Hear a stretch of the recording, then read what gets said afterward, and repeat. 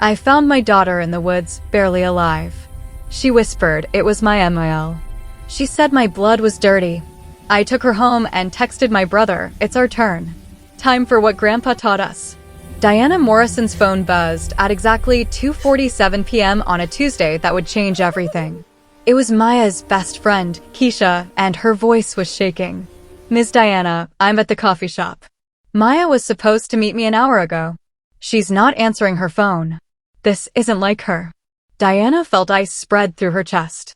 Maya had been distant for weeks, making excuses not to visit, cutting phone calls short. Every mother's instinct Diana had was screaming that something was wrong. I'm going to her house, Diana said, already grabbing her keys. Call me if you hear from her. The drive to the Blackwell estate took 30 minutes, but it felt like 30 hours. Diana's hands gripped the steering wheel so tight her knuckles went white. She tried calling Maya 6 times. No answer. She tried Connor. Straight to voicemail. When she pulled up to the sprawling house that sat on 200 acres of Pine Ridge's most expensive property, Maya's silver Honda was in the driveway. But the house was dark. Silent. Diana knocked. Nothing. She tried the doorbell. Silence. That's when she saw it. Maya's phone, lying in the grass near the edge of the woods behind the property. The screen was shattered, but still lit up. Diana picked it up with trembling hands and read the last text message Maya had tried to send. Mom, please help me, she's. The message cut off mid-sentence. Diana's nurse training kicked in. She called 911 first, told them her daughter was missing and possibly in danger. Then she did what any mother would do. She ran into those woods screaming Maya's name. The forest was thick with old pine trees and underbrush. Diana pushed through branches that scratched her face and arms. She called out until her voice went hoarse. 15 minutes of searching. 20. 30. Then she heard it. A soft moan, barely audible over the wind in the trees. Diana ran toward the sound and found a sight that would haunt her nightmares forever. Maya was collapsed against a massive oak tree, her body covered in mud and blood. Her clothes were torn. Her face was bruised purple and swollen. Her lips were blue from cold. She'd been out here all night in 40-degree weather. Baby? Oh God, baby, I'm here. Diana dropped to her knees and pulled Maya into her arms. Maya's eyes fluttered open, unfocused and glassy. Her voice came out as barely a whisper. Mom? I'm here, sweetheart. I'm here. An ambulance is coming. Maya's hand went to her stomach, to the small bump that held her 3-month pregnancy. The baby? Shoo, don't talk. Save your strength. But Maya gripped Diana's arm with surprising force. No. You need to know. It was Patricia. Diana's blood turned to ice. Patricia. Connor's mother. Maya's mother-in-law. What did she do to you? She invited me for tea yesterday. To talk about the nursery. Maya's words came out broken and painful. I drank the tea. Started feeling dizzy. She drove me out here. Said my blood was dirty. Said the baby would ruin everything. Said she was removing the problem before it corrupted the Blackwell name. Rage exploded in Diana's chest, hot and violent. But she kept her voice calm. What else, baby? Tell me everything. She pushed me. Down that ravine. Maya pointed weakly to a steep drop 20 feet away. I tried to climb back up. She kicked me down again. Stood there and watched me. Said she'd tell everyone I ran away. That I was crazy. She left me here to die, Mom. She wanted me and the baby to die. Diana pulled out her phone and called her brother Marcus with shaking hands. Marcus. It's Maya. She's hurt bad. Her mother-in-law tried to kill her. Left her in the woods to die. Marcus's voice went deadly calm. Is she talking? Can she give a statement? Yes. Record everything she says. Right now. I'm on my way. Diana switched her phone to record and let Maya talk. Every word. Every detail. The tea that tasted bitter. The drive to the woods. Patricia's words, your dirty blood ends here. The attack. The cold night alone, thinking she was going to die, praying someone would find her baby alive even if she didn't make it. Sirens wailed in the distance. The ambulance was coming. Mom, Maya whispered. She's going to say I'm lying. She's going to say I'm crazy. She's been telling people I'm unstable. I heard her on the phone with Connor. She's been planning this. Diana stroked her daughter's muddy hair. Let her try. Let her say whatever she wants. You don't understand. The Blackwells own this town. Patricia sits on every board, knows every judge. Connor will believe her over me. He always does. The paramedics crashed through the trees, equipment rattling. They immediately went to work on Maya, checking vitals, starting in 4, stabilizing her neck. Ma'am, we need to transport her now, one of them said. Are you family? I'm her mother. Ride with us. As they lifted Maya onto the stretcher, Diana leaned close to her daughter's ear and whispered words that Maya hadn't heard since she was a little girl, words Diana's father had taught her when she was young. Morrison women don't break. And when someone tries to break us, we break them back. Twice as hard. In the ambulance, while the paramedics worked to save Maya and her baby, Diana sent a text to Marcus with 3 words. It's our turn. Marcus responded immediately. Time for what Grandpa taught us. Their grandfather had been a sharecropper in Mississippi who'd survived worse racism than Patricia Blackwell could ever dish out. He'd taught his children and grandchildren one essential truth: document everything. Build your case. Wait for the right moment. Then strike so hard they never get back up. Diana was done waiting. At the hospital, doctors rushed Maya into emergency care. Diana stood in the hallway, covered in her daughter's blood and mud, watching through the window as they worked to save her baby's life. Sheriff Kate Reynolds arrived 20 minutes later. Diana had gone to high school with Kate, back when Pine Ridge was even smaller and more segregated than it was now. Diana.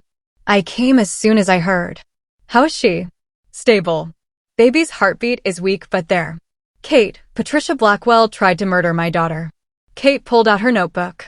That's a serious accusation against a prominent family. I have Maya's testimony on recording.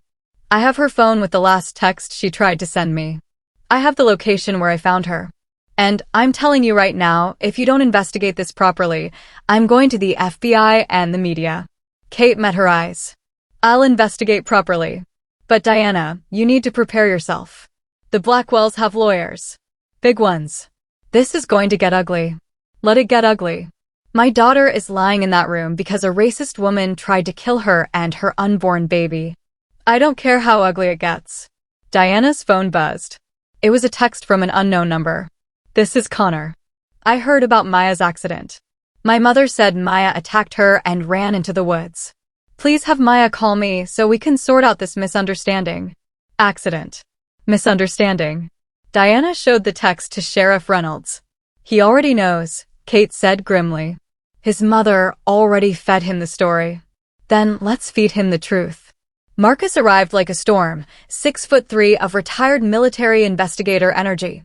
He hugged Diana hard, then immediately switched into mission mode. Status. Maya's stable. Baby's hanging on. Sheriff is investigating, but the Blackwells are already spinning their story. What story? Diana showed him Connor's text. Marcus's jaw tightened. They're claiming Maya's the aggressor. Classic Darvo. Deny, attack, reverse victim and offender. Can we beat them? Marcus looked through the window at Maya, broken and bruised in that hospital bed. Grandpa didn't raise quitters. We're going to document everything. Build a case so tight a blind jury could convict her. And then we're going to make Patricia Blackwell regret the day she ever heard the name Morrison. Down the hall, Diana could hear someone approaching. Expensive shoes on linoleum. A woman's voice, trembling with false concern. Patricia Blackwell had arrived at the hospital. She was dressed perfectly, as always. Pearls at her throat. Tasteful black dress. Hair styled like she'd just come from the salon. She had 2 people with her, a man in an expensive suit carrying a briefcase and Connor, looking pale and scared. Patricia saw Diana and immediately tears filled her eyes. Oh, Diana. Thank God you found her. I was so worried when she ran off. Diana stood up slowly. Marcus stepped beside her. Patricia continued her performance. She came to my house yesterday completely distraught, saying terrible things. I tried to calm her down, but she attacked me and ran into the woods. I've been beside myself with worry. That's a lie, Diana said, her voice ice cold. The lawyer stepped forward. Mrs. Morrison, I'm Roger Whitfield, counsel for the Blackwell family. I understand you're upset, but making false accusations against Mrs. Blackwell could constitute defamation. Recording, Marcus said simply, holding up his phone. Everything you're saying right now is being recorded. Keep talking. Patricia's mask slipped for just a second. Just long enough for Diana to see the calculation in her eyes. I don't know what Maya told you, Patricia said carefully. But she's been very troubled lately. The pregnancy hormones. The stress. Connor has been so worried about her mental state. Connor finally spoke, his voice weak. Maya's been saying strange things. Paranoid things. Mom thought she should see someone. A therapist. Is that right? Diana took a step toward them. Your mother thought my daughter needed therapy. Right before she drugged her, drove her into the woods, and left her to die. That's a vicious lie. Patricia's voice rose, shrill and indignant. How dare you? I would never. Attempted murder of my daughter and grandbaby, Diana said, her voice carrying down the hospital hallway. Nurses stopped to listen. Other families turned to stare. You left a pregnant woman in the woods overnight in freezing temperatures. You told her she had dirty blood. You kicked her down a ravine. And now you're standing here crying fake tears. Patricia's lawyer grabbed her arm. Mrs. Blackwell, don't say another word. Mrs. Morrison, you'll be hearing from our attorneys about these slanderous statements. Good, Marcus said. We'll countersue for attempted murder. See you in court. They left, Patricia still performing shock and hurt for everyone watching. The moment they were gone, Diana's legs gave out.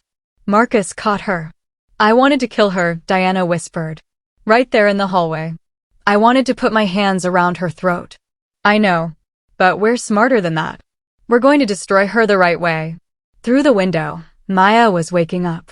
Diana went to her daughter's side and held her hand. How's the baby? Maya asked. Fighting. Just like her mama. Did Patricia come? With her lawyer and Connor. Already lying about everything. Maya closed her eyes. A single tear rolled down her bruised cheek. I told you. She's going to win. She always wins. Diana squeezed her hand. Not this time, baby. Not this time. Maya spent 5 days in the hospital. The doctors said it was a miracle she survived at all. The hypothermia alone should have killed her. The fall down the ravine had broken 2 ribs and given her a severe concussion. But the baby's heartbeat stayed strong, defying every odd. On day 3, Sheriff Kate Reynolds came to take Maya's official statement. Diana and Marcus were in the room, along with a victim's advocate named Stephanie who specialized in domestic violence cases. Maya told the story again, slowly and clearly, while Kate recorded every word. Patricia called me on Monday morning. Said she wanted to talk about the nursery, that she'd seen some beautiful furniture and wanted to show me. I was surprised because she'd been so cold to me since I announced the pregnancy. But I thought maybe she was finally coming around. What time did you arrive at her house? Kate asked. Around 2 in the afternoon. She was alone. Connor was at work. She made tea and brought out these magazines with baby furniture. We talked for maybe 20 minutes. The tea tasted strange, kind of bitter, but I didn't want to be rude, so I kept drinking it. Then what happened? I started feeling dizzy. My vision got blurry. I tried to stand up and nearly fell. Patricia caught me and said, let's get you some fresh air. She walked me to her car. I remember getting in the passenger seat, but everything after that is fuzzy until we were in the woods. Maya's hands trembled as she continued. When I came to, we were parked on that old logging road behind their property. Patricia was pulling me out of the car. I kept asking what was happening. She said, I'm fixing a problem before it gets worse. Did she specify what problem? Kate asked. Me. The baby. She said. Maya's voice broke. She said my blood was dirty. That I was polluting the Blackwell bloodline. That she'd worked too hard to build their family's reputation to let me destroy it with a mongrel baby. Diana closed her eyes, fighting back rage. Marcus put a hand on her shoulder. She dragged me into the woods. I tried to fight, but I was so weak from whatever drug she gave me. She pushed me down this steep hill, like a ravine. I tumbled down and hit a tree. When I tried to climb back up, she was standing at the top. She picked up a branch and threw it at me. Hit me right in the ribs. I fell back down. What did she say then? She said, "You should have known your place. Connor will get over you. Men always do. And that thing in your belly? It's better off dead than growing up as a stain on our family name." Then she left. I heard her car drive away. The room was silent except for the sound of the recording device. I tried to climb out, but my ribs hurt so bad. It was getting dark. I was so cold. I thought I was going to die out there. I kept thinking about my baby, praying someone would find us. Kate turned off the recorder. "Maya, that's one of the strongest statements I've ever taken. I'm going to get a warrant for Patricia's arrest. Will it hold up?" Marcus asked. "Against Blackwell money and lawyers? It's a start. But we need more. Physical evidence. Witnesses. A paper trail." Marcus pulled out his laptop. "Then let's build one." Over the next 3 days, while Maya recovered, Marcus worked like a man possessed. He'd spent 20 years as a military criminal investigator before retiring, and he still had connections everywhere. First, he went to Patricia's house with the warrant Kate had secured. The Blackwell's lawyer tried to block him, but the warrant was solid. Marcus found the teacup Maya had used, still sitting in Patricia's dishwasher. He bagged it as evidence. "You have no right to take Mrs. Blackwell's property," the lawyer shouted. "I have every right. It's evidence in an attempted murder investigation. You want to obstruct justice? I can arrest you too." The lab results came back 48 hours later. The teacup tested positive for lorazepam, a powerful sedative. Patricia didn't have a prescription for lorazepam, but Connor did for his anxiety. The pills were in the master bathroom medicine cabinet. Marcus interviewed the pharmacist. Connor had picked up the prescription 2 weeks before Maya's attack. The bottle should have had 30 pills. When police inventoried it, there were only 22 left. 8 pills missing. Enough to seriously sedate someone Maya's size. Next, Marcus went door to door in Patricia's neighborhood. Most people claimed they saw nothing, heard nothing. The Blackwells were respected. Nobody wanted trouble. But the third house down, an elderly woman named Mrs. Chin answered the door. "I saw that girl arrive," she told Marcus. "The pregnant one, Maya. She looked happy when she got there. About 2 hours later, I saw Patricia helping her to the car. The girl looked sick, stumbling. I thought maybe she had morning sickness or something." "What time was this?" "Around 4 o'clock. I remember because my show was just starting." "Did you see them return?" "No. But I saw Patricia come back alone around 6. She was walking through the woods behind the properties. Thought it was strange because Patricia never walks anywhere. Always drives, even to the mailbox." Marcus showed her a map. "Can you show me where you saw her?" Mrs. Chin pointed to the exact area where Diana had found Maya. "Would you be willing to testify to this?" The old woman hesitated. "The Blackwells donate to my church. Patricia's been nothing but kind to me. She left a pregnant woman to die in the woods because of the color of her skin." Mrs. Chen's face hardened. "Then yes, I'll testify. That's not Christian. That's evil." Marcus got her statement notarized that afternoon. Back at the hospital, Diana was dealing with her own investigation. She'd been going through Maya's belongings, and she found something that made her blood boil. A journal, hidden in Maya's purse. The entries went back 6 months, right around when Maya announced her pregnancy. March 15th, Patricia asked if the baby would look normal. Connor laughed it off. Said she was just curious about genetics. But the way she looked at me. April 2nd, Patricia told me she's been researching genetic disorders common in mixed-race children. Gave me a stack of printouts. All the articles were from white supremacist websites. April 18th, Connor's cousin made a joke at dinner about the baby being 50 shades darker. Patricia laughed. Connor told me I was being too sensitive. May 3rd, Patricia suggested I get extra genetic testing, just to be safe. Said she'd pay for it. I asked my doctor about it. He said the tests she wanted weren't medically necessary. They were eugenic screenings. May 20th, I heard Patricia on the phone with someone. She said that girl is going to ruin everything we built. Connor needs to handle this situation before it becomes permanent. Page after page of documented racism. threats, manipulation. Diana photographed every page and sent them to Marcus. "This is gold," he said when he called her. "This shows premeditation. Shows a pattern of escalating behavior. Any lawyer who sees this will know Patricia didn't just snap. She planned this." But the Blackwells weren't sitting idle.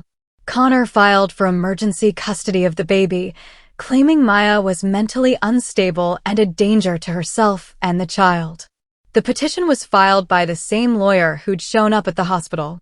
Attached to the petition were statements from 3 people claiming Maya had been acting erratically: Patricia herself, Connor's sister Diane, and Connor's business partner Robert. All lies, but officially sworn statements. The hearing was set for 2 weeks away. Marcus went to visit each of the 3 people who'd signed statements against Maya. Connor's sister Diane broke first. Marcus showed up at her house with the journal entries, the medical evidence, and the witness statement from Mrs. Chen. "Your mother tried to murder Maya, left her to die in the woods. And now you're helping her cover it up by filing false statements." Diane went pale. "I didn't know about the woods. Mother said Maya attacked her and ran off. She said Maya was having a psychotic break from pregnancy hormones." "Did you see Maya attack your mother?" "No, but..." "Did you witness any of this erratic behavior you swore to in your statement?" "Mother told me." "So you lied under oath based on what your mother told you?" "That's perjury. 5 years in prison. Unless you want to change your statement." Diane recanted the next day. Signed a new affidavit admitting she had no first-hand knowledge of Maya's mental state and had only repeated what Patricia told her. Connor's business partner was harder. He was loyal to the Blackwell money. But Marcus found something interesting. Robert had been skimming from the business for 2 years. Connor didn't know, but Marcus had the bank records. "You can keep stealing or you can recant that false statement about Maya. Your choice. But you can't do both." Robert recanted. That left only Patricia's statement. And Patricia wasn't budging. She doubled down. Filed a restraining order against Diana and Marcus, claiming they were harassing her. Got a sympathetic judge, Judge Harold Morrison, who'd gone to law school with Patricia's late husband. The judge granted a temporary restraining order. Diana and Marcus had to stay 500 feet away from Patricia at all times. "She's boxing us out," Diana said, furious. "We can't investigate her if we can't get near her." "We don't need to get near her," Marcus said. "We have enough physical evidence to bury her. But we need one more thing." "What?" Her own words. "We need Patricia to confess." "She'll never confess. She's too smart for that." Marcus smiled grimly. "Everyone confesses eventually. You just have to know what pressure to apply." He pulled up Patricia's social media profiles. Facebook, Instagram, LinkedIn. All carefully curated images of a respectable Southern matriarch. Church volunteer. Charity board member. Loving grandmother-to-be. Except there was no baby in any of the photos. No mention of Maya. It was like the pregnancy didn't exist. Marcus started making phone calls. To the church where Patricia volunteered. To the charity board. To the country club where she played tennis every Thursday. He didn't accuse. He just asked questions. "I'm investigating an attempted murder case involving Mrs. Patricia Blackwell. I'm calling to verify her whereabouts on the afternoon of Tuesday the 14th. Do you have any records of her being at your location?" One by one, Patricia's alibis fell apart. She'd told the police she was home alone all day, but her country club had a sign-in sheet showing she'd been there from 10 to noon. Her church had video footage of her leaving a meeting at 1:30. And her phone's GPS data, which Marcus obtained with a warrant, showed she'd been in the woods behind her property from 4:15 to 6:05 p.m. Exactly where Maya said she'd been. "She lied about everything," Kate Reynolds said, reviewing the evidence. The timeline, her location, her activities. "And we have the drugged tea, the missing pills, the journal, the witness who saw her walking out of the woods. This is enough to arrest her." "Do it," Diana said. The arrest happened at Patricia's home on a Sunday morning, just as she was leaving for church. Sheriff's deputies pulled up in 2 cars. Patricia came out in her Sunday best, Bible in hand. "Patricia Blackwell, you're under arrest for attempted murder, assault with a deadly weapon, drugging, and filing a false police report." Patricia's face went from shock to rage in seconds. This is outrageous. I'm a pillar of this community. You can't. Ma'am, put your hands behind your back. The neighbors came out to watch. Mrs. Chin stood on her porch with her arms crossed, nodding with satisfaction. Connor ran out of the house. You can't arrest my mother. This is harassment. We'll sue. Sue away, Marcus said from across the street, recording everything on his phone. Your mother tried to kill my niece. Now she's going to pay for it. Patricia was taken to county jail. Her bail hearing was set for Monday morning. At the hospital, Diana showed Maya the video of Patricia being arrested. Maya watched it twice, tears streaming down her face. I can't believe it's real. I thought she'd get away with it. People like her always do. Not this time, Diana said. Not on our watch. But the fight wasn't over. At the bail hearing, Patricia's lawyers argued she was a respected community member with no criminal record and deep ties to Pine Ridge. She wasn't a flight risk. The prosecutor argued she'd tried to murder a pregnant woman and showed clear premeditation. She was absolutely a danger to the community. The judge, a different one this time, one who didn't play golf with the Blackwells, set bail at $500,000. Patricia's family posted it in 2 hours. She was released that afternoon, fitted with an ankle monitor and ordered to stay away from Maya, Diana, Marcus, and the hospital. Connor picked her up from jail.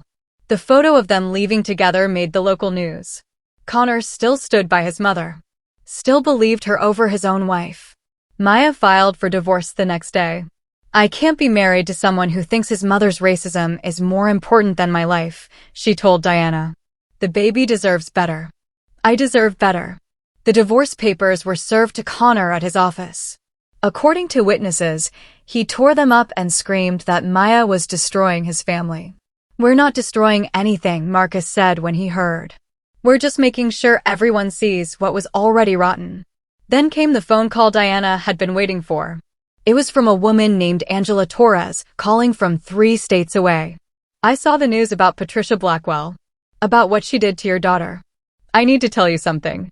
She did it to me too. Diana's hand shook as she held the phone. Say that again. Patricia did what to you? Angela Torres's voice was steady but filled with old pain. 15 years ago, I was engaged to Patricia's nephew, David Blackwell. I'm Puerto Rican. Patricia made my life hell for 8 months until I finally broke off the engagement. But it was worse than that. She tried to kill me too. Marcus grabbed a second phone and started recording. Ms. Torres, this is Marcus Morrison, Diana's brother. I'm a former military investigator. Would you be willing to give a statement about what happened? That's why I'm calling. I saw what she did to your daughter and I can't stay silent anymore. I should have spoken up years ago. Maybe I could have prevented this. Tell us everything, Diana said. Angela's story came pouring out like water breaking through a dam. She'd met David Blackwell at college in Atlanta. They'd fallen in love and gotten engaged after graduation. When David brought her home to Pine Ridge to meet the family, Patricia had been polite at first. Cold, but polite. Then I got pregnant. We weren't planning to have a baby before the wedding, but it happened. David was happy. I was nervous, but excited. Patricia's reaction was immediate and terrifying. What did she do? Marcus asked. She invited me to lunch. Just the 2 of us. Said she wanted to talk about wedding plans. I met her at this restaurant downtown, the fancy one she always went to. She ordered for both of us. I didn't think anything of it. Diana felt sick. The pattern was already emerging. Halfway through lunch, I started feeling strange. Dizzy. Nauseous. Patricia said it was probably morning sickness and offered to drive me home since I'd taken the bus there. I got in her car and that's the last thing I remember clearly. Where did you wake up? In the hospital. 3 days later.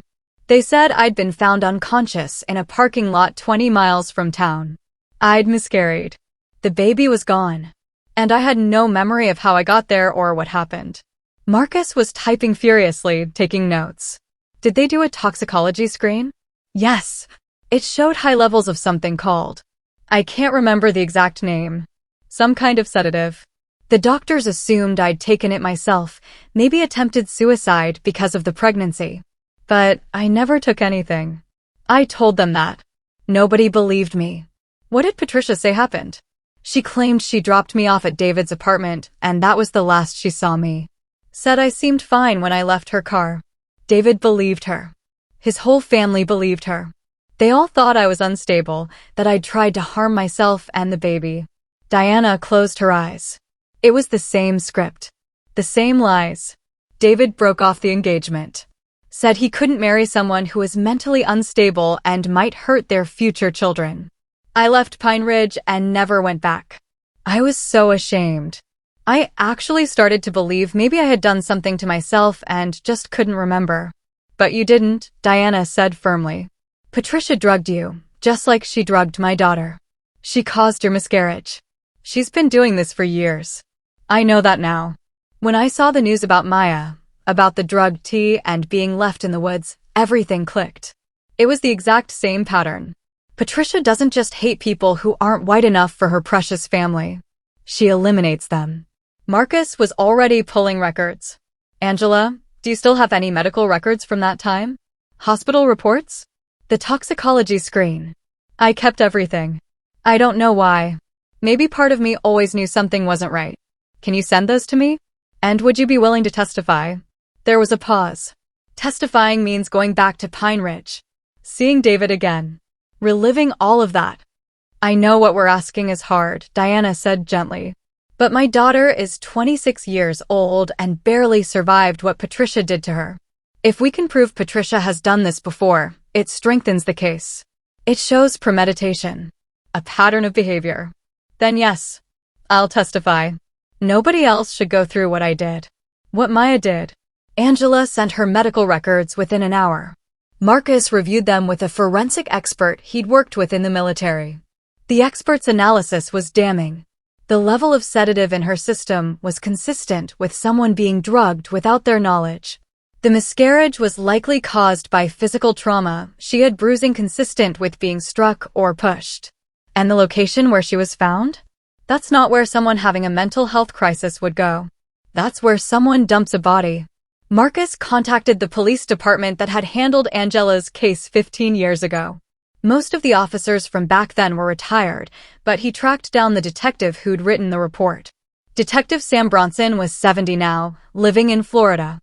He remembered the case. Young Hispanic woman, found unconscious, lost her baby.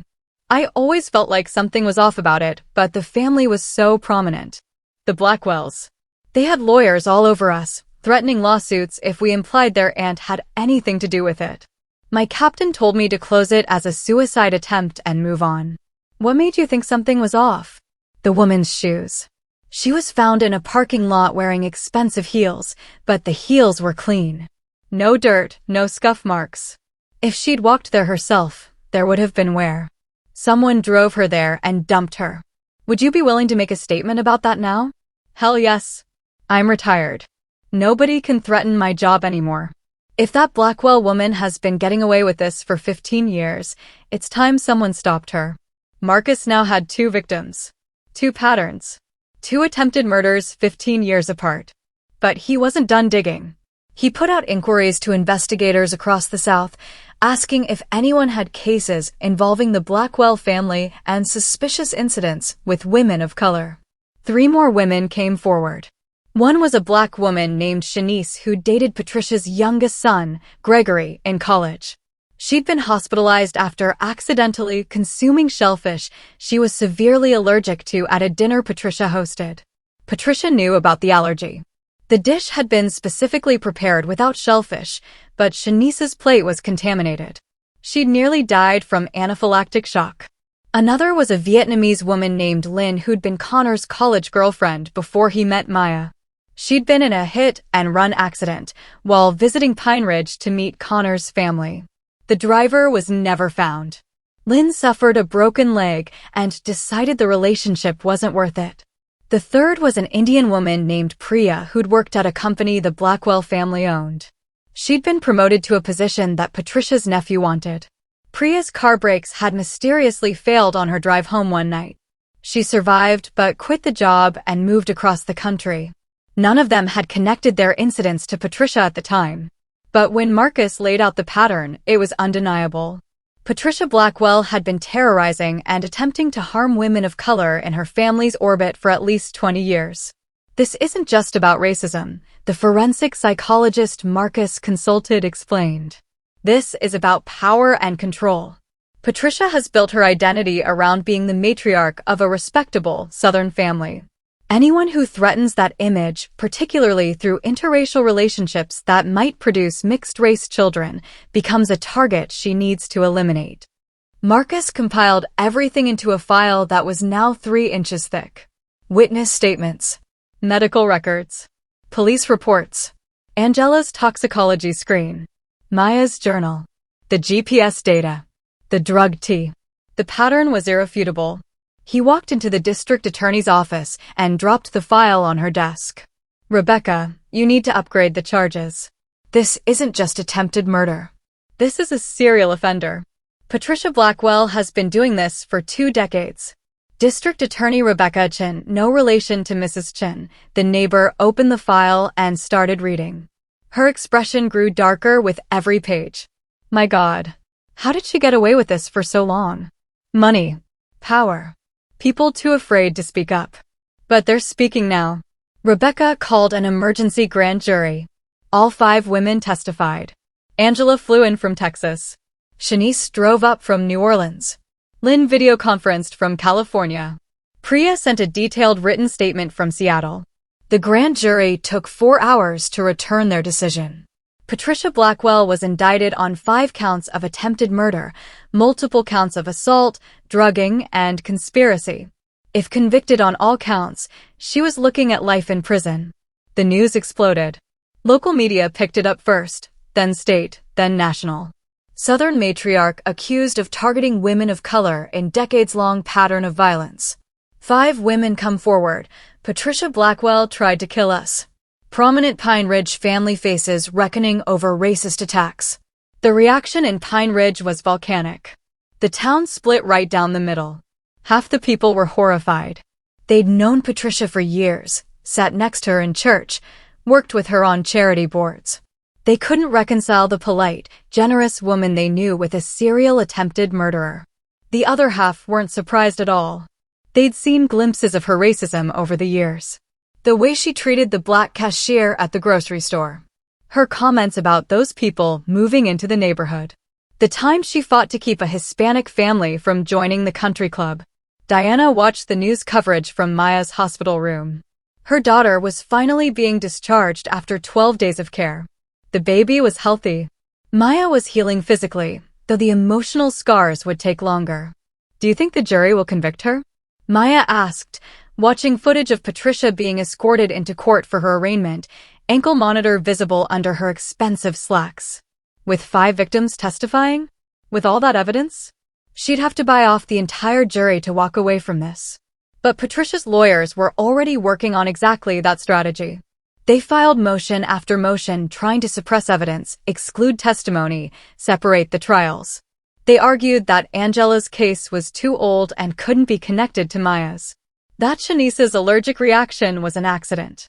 That Lynn's hit and run had no proof of Patricia's involvement. That Priya's brake failure was mechanical, not sabotage. Judge Morrison, the one who'd granted Patricia the restraining order, recused himself after public pressure. The case was reassigned to Judge Althea Washington, a black woman from Atlanta who'd been appointed to the Pine Ridge Circuit Court just 2 years earlier. Patricia's lawyers immediately filed a motion for Judge Washington to recuse herself, claiming bias. Judge Washington denied the motion with a scathing written opinion. The defense's assumption that a black judge cannot be impartial in a case involving racial violence is, itself, evidence of the kind of prejudice this case seeks to address. Motion denied. This case will proceed. The trial date was set for 3 months out.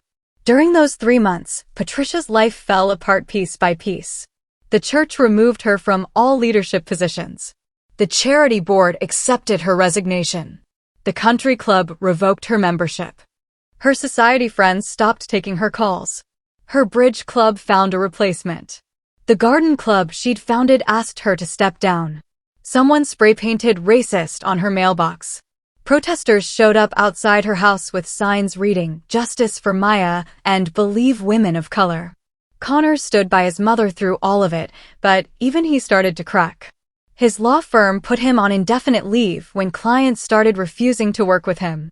His friends stopped inviting him to events. His sister Diane publicly disowned both him and Patricia in a Facebook post that went viral. Maya's divorce from Connor was finalized 1 month before the trial. She got full custody of the baby, the house they'd bought together, and a settlement that would keep her comfortable for years. Connor showed up at the hospital on Maya's last day there, trying to see her one more time. Marcus intercepted him in the hallway. "You need to leave. I just want to talk to her." "To explain." "Explain what? That you chose your racist mother over your wife? That you knew what your mother was capable of and you let Maya walk into her trap anyway?" Connor's face crumpled. "I didn't know. I swear I didn't know she'd go that far. But you knew she was racist. You knew she was cruel. You knew she was trying to get rid of Maya. You just thought she'd do it with lawyers and money, not with drugs and attempted murder. I loved Maya. I still love her. You don't love someone and then side with the person who tried to kill them. That's not love. That's cowardice." Connor left without seeing Maya.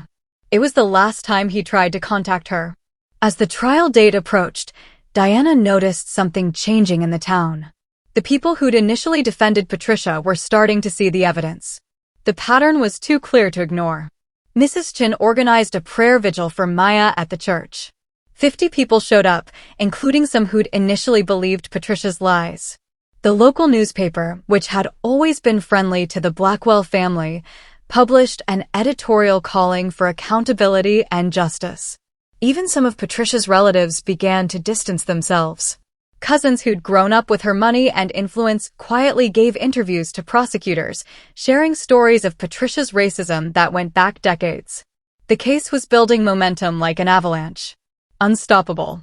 Patricia must have felt it too, because 2 weeks before trial, her lawyer approached the DA with a plea deal. Patricia would plead guilty to 5 counts of assault and 1 count of attempted murder. In exchange, the prosecution would drop the other charges and recommend a sentence of 15 years instead of life. Rebecca Chin called Diana and Marcus to discuss it. 15 years means she'd be 78 when she gets out. Realistically, she might not survive prison that long. And it guarantees a conviction. If we go to trial, there's always a chance a jury acquits. "What does Maya think?"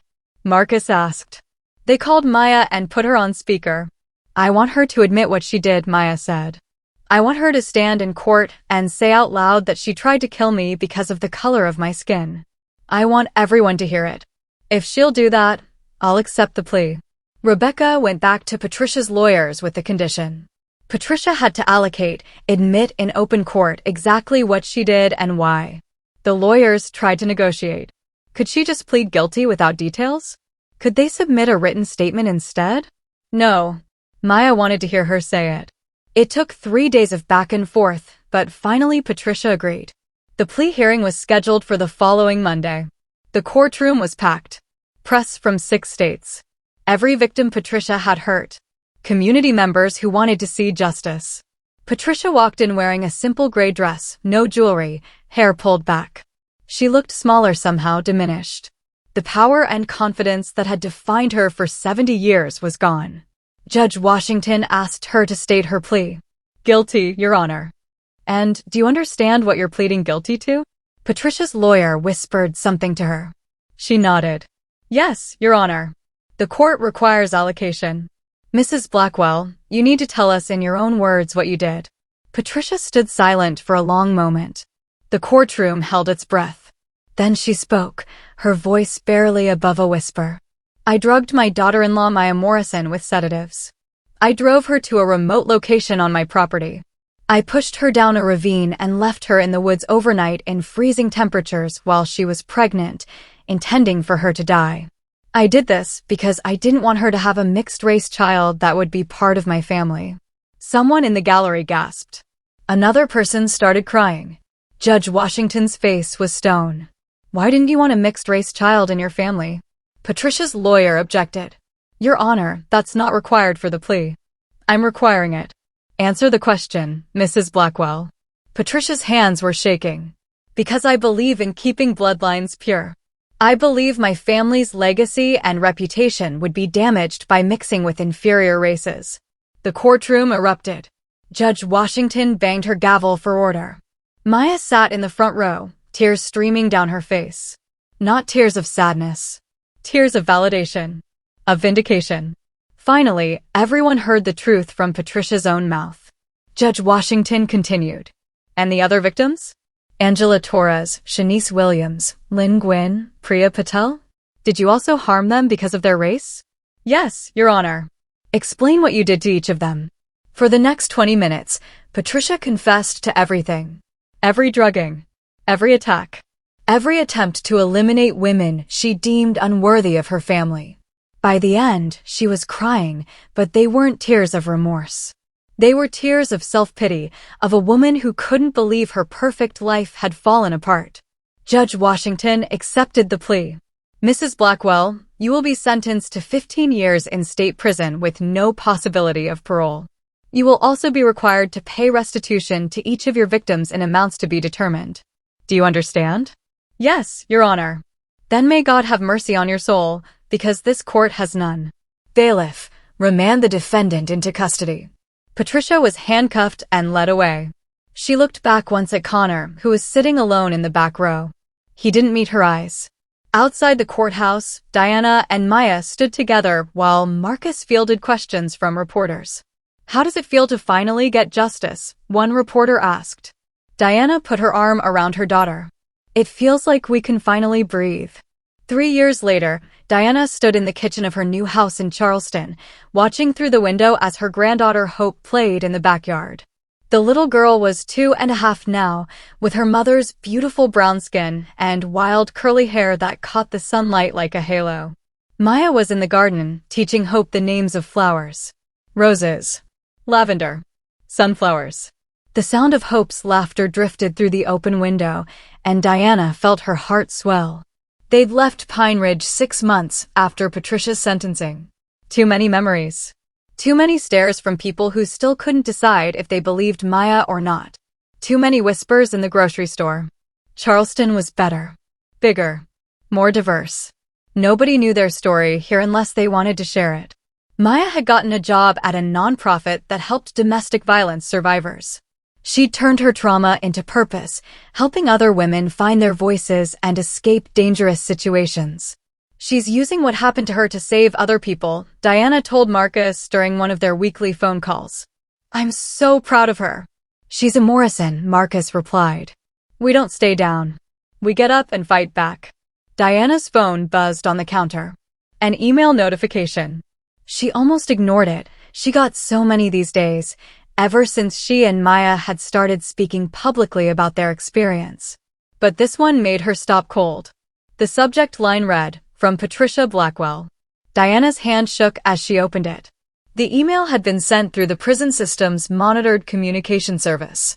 Every word Patricia wrote would be reviewed by prison staff before being sent. Dear Diana, I know you probably don't want to hear from me. I wouldn't blame you if you deleted this without reading it. But I'm writing anyway because I need to say things I should have said 3 years ago. I've had a lot of time to think in here. 3 years of nothing but time. Time to sit with what I did. Time to understand the pain I caused. Time to see myself clearly for the first time in my life. I destroyed your daughter. I destroyed my son. I destroyed 5 women whose only crime was existing in spaces I thought they didn't belong. And for what? To protect a legacy that was built on hatred? To preserve a family name that's now synonymous with racism and violence? The other inmates here know who I am. What I did. I'm in protective custody because several women have tried to attack me. One of them was a young black mother whose daughter is Hope's age. She told me she hopes I rot in here. I told her I hope that too. My cellmate is a woman named Keisha. She's serving 10 years for drug possession. She's been teaching me about her life, her culture, her struggles. Things I spent 70 years refusing to see. She doesn't have to be kind to me. I'm everything she should hate. But she talks to me anyway. Last week, she showed me a photo of her son. He's biracial, like Hope. Beautiful child with a bright smile. She asked me what I saw when I looked at him. I started to give her some politically correct answer, but she stopped me. "Tell me the truth," she said. "What do you really see?" I looked at that photo for a long time, and I realized I didn't see what I used to see. I didn't see a threat to some imaginary racial purity. I didn't see something wrong or impure. I saw a child. Just a child who deserves love and safety and a future. I wish I could say I've completely changed. That prison has transformed me into a better person. But I'm 76 years old, and I spent my whole life believing terrible things.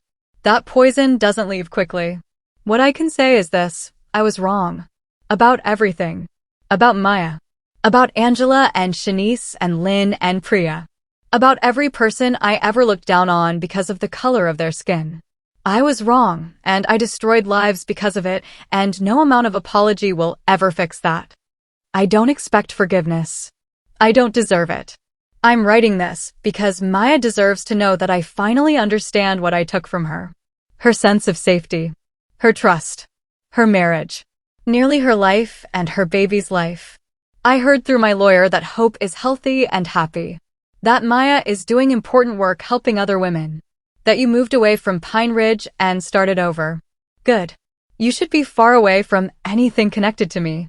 Connor writes to me sometimes. He's in therapy, trying to understand why he chose me over his own wife. Why he believed my lies. He lost his law license permanently. Lost Maya. Lost any chance of being a father to Hope.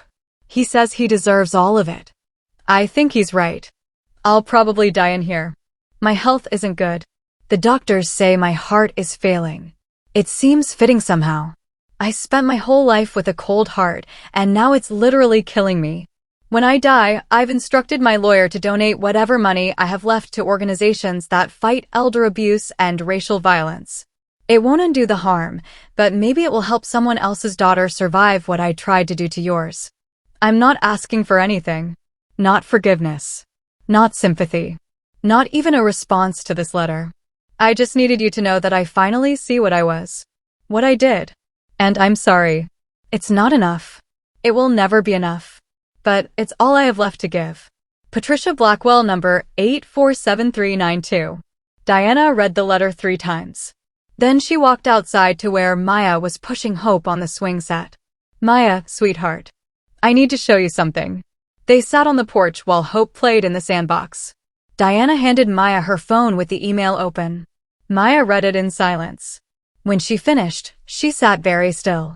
"Do you think she means it?" Diana asked. "I don't know. Maybe. Prison changes people sometimes. Or maybe she's just lonely and scared of dying and wants to feel like she's not completely evil. Does it matter? If her reasons are selfish but the words are true." Maya watched Hope make a castle out of sand, her little face scrunched in concentration. "I spent 3 years in therapy learning to let go of my anger at Patricia. Learning that her racism wasn't about me, it was about her own fear and insecurity and hatred. This letter doesn't change anything for me. She still tried to kill me. She still destroyed my marriage. She still left me in those woods to die. But," Diana could hear the but in her daughter's voice. "But I'm glad she finally understands what she did. I'm glad she's suffering with that knowledge." Is that terrible? That I want her to suffer? No, baby. That's human. Maya handed the phone back. I'm not going to respond to her. She was right about that. She doesn't deserve forgiveness from me. But I hope Keisha, her cellmate, keeps talking to her. I hope Patricia spends whatever time she is left actually understanding the pain she caused. That's a worse punishment than prison. Diana deleted the email. Want to go inside and make cookies with Hope? Yes. Let's do something normal and good and happy.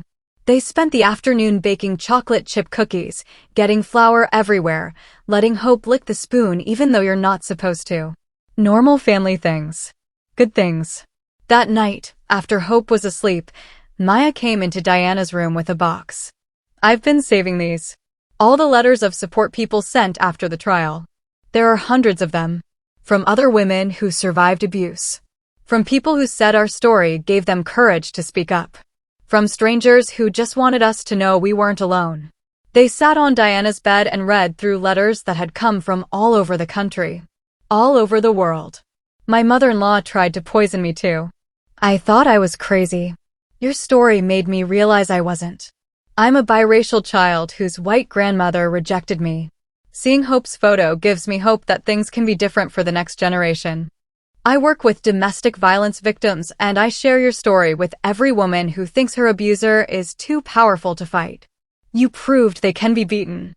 My daughter is dating someone of a different race, and my family is upset. But after seeing what Patricia Blackwell became, I refuse to let racism poison my family. Thank you for being brave enough to expose it. Letter after letter. Story after story. Lives changed because Maya and Diana had refused to stay silent. This is what matters, Maya said, wiping tears from her eyes. Not Patricia's apology letter. Not whether she's truly sorry or just scared of dying. This. All these people we helped by telling our story. Diana hugged her daughter close. Your grandfather would be so proud of you. He'd be proud of both of us. We did what he taught us. We documented everything. We built our case. We fought smart. And we won. 6 months later, Diana got another email. This one was from Patricia's lawyer. Patricia had died of a heart attack in prison. She was 76 years old. She'd served 3.5 years of her 15-year sentence. The lawyer included Patricia's will. She'd left everything, her house, her investments, everything the Blackwell family hadn't already seized, to a trust fund for Hope's education. Over $1 million. There was a note attached, written in Patricia's shaky handwriting shortly before she died. This money was built on the backs of people my family exploited for generations. Let it go toward building a future for a child who represents everything I was too ignorant and hateful to value. Let hope be what I could never be, proof that love is stronger than hate. Maya cried when she read it. Not tears of forgiveness. Tears of complicated grief for a woman who'd tried to kill her but who'd finally, at the very end, tried to do something right. What do you want to do with it? Diana asked. Keep some for Hope's education like Patricia wanted. But donate most of it to organizations fighting racism, supporting interracial families, helping women of color escape domestic violence. Turn Patricia's blood money into something that actually helps people. That's exactly what they did. The Patricia Blackwell Memorial Fund, though they changed the name to the Hope Morrison Justice Fund, helped hundreds of women over the next decade. Women like Angela, like Shanice, like Lynn, like Priya. Women who needed legal help, safe housing, therapy, job training. Patricia's money, built on generations of racism, was transformed into a force for healing and justice. Connor never remarried. He moved to another state and worked as a paralegal since he couldn't practice law anymore. He sent child support for Hope every month without fail, but never asked to see her. Maya thought maybe that was his way of protecting his daughter from his own brokenness. Angela became friends with Maya and Diana. They formed a support group for Patricia's other victims, helping each other heal from the trauma. Marcus retired completely and moved to Charleston to be near his sister and niece. He became Uncle Marcus to Hope, teaching her to be strong and brave and never accept less than she deserved. And Diana? Diana finally started living for herself. She took art classes, traveled to Paris and Rome and Tokyo, dated a kind man named William who loved her for exactly who she was. She watched Hope grow into a bright, confident child who knew she was loved and valued and beautiful. On Hope's 5th birthday, the little girl asked about her other grandmother. Mommy, why don't I have a grandmother on Daddy's side? Maya and Diana exchanged a look. They'd prepared for this conversation. You had one, Maya said carefully. But she did some very bad things and had to go away. She hurt people because of the color of their skin. She hurt me. Hope's eyes went wide. She hurt you because you're brown? Yes, baby. That's mean. Skin color doesn't matter. You're absolutely right. It doesn't. But some people were taught wrong things when they were growing up, and they never learned better. Your grandmother was one of those people. Is she learning better now? She's gone, sweetheart. She died. But before she died, she said she was sorry for what she did. I don't know if she really changed, but I hope she did. Hope thought about this for a moment, then hugged her mother tight. I'm glad you're okay. I'm glad you didn't die in the woods. Me too, baby. Me too. That night, Diana stood on her porch watching fireflies dance in the warm summer air. She thought about everything that had happened. The horror, the fight, the victory, the complicated aftermath.